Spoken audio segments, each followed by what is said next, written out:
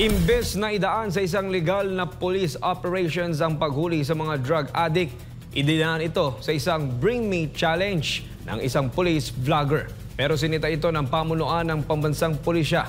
Tunghayan natin ang dagdag na balita ni Paul Montibon. Maayong adlaw mga higala, ganahan baka og easy money for 2,000 pesos.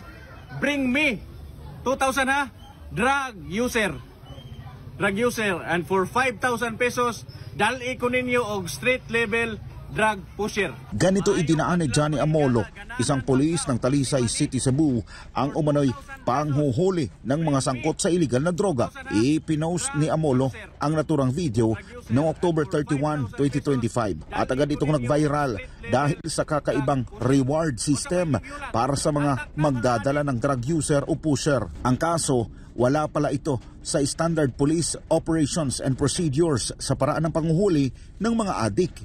Ayon kay Acting PNP Chief Police Lieutenant General Jose Melencio Nartates Jr., agad niyang ipinag-utos sa Anti-Cybercrime Group and Detective Management ang pag-iimbestiga sa pulis na ito. Dahil naman sa insidente, agad na sinibak sa pwesto ang police vlogger. Pero hindi lang pala sa mga drug user at pushers ang kanyang Bring Me Challenge. Nitong Nobyembre 2, muling nag-post si Amolo ng Bring Me Challenge.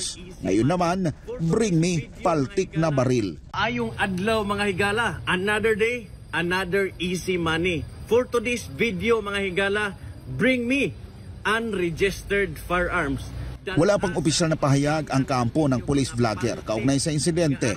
Giit ng pambansang pulisya, kailangan manatiling profesional ang lahat ng membro ng PNP sa paggamit ng social media at huwag gawing katatawanan ang mga seryosong operasyon ng law enforcement.